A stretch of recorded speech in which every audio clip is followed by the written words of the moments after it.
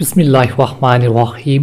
حضرت ابو موسیٰ اشعری رضی اللہ عنہ سے روایت ہے کہ نبی کریم صلی اللہ علیہ وآلہ وسلم نے ارشاد فرمایا، جن لوگوں کے ساتھ کوئی یتیم ان کے برتن میں کھانے کے لیے بیٹھے تو شیطان ان کے برتن کے قریب نہیں آتا۔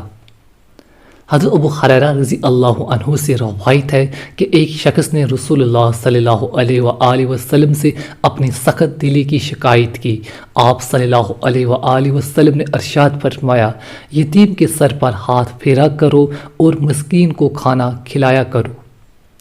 حضرت سعان بن سلیم رضی اللہ عنہ روایت کرتے ہیں کہ نبی کریم صلی اللہ علیہ وآلہ وسلم نے ارشاد فرمایا، بیوہ عورت اور مسکین کی ضرورت میں دوڑ دھوپ کرنے والے کا ثواب اللہ تعالیٰ کے راستے میں جہاد کرنے کے ثواب کی طرح ہے، یا اس کا ثواب اس شخص کے ثواب کی طرح ہے جو دن کو روزہ رکھتا ہے اور رات پر عبادت کرتا ہے۔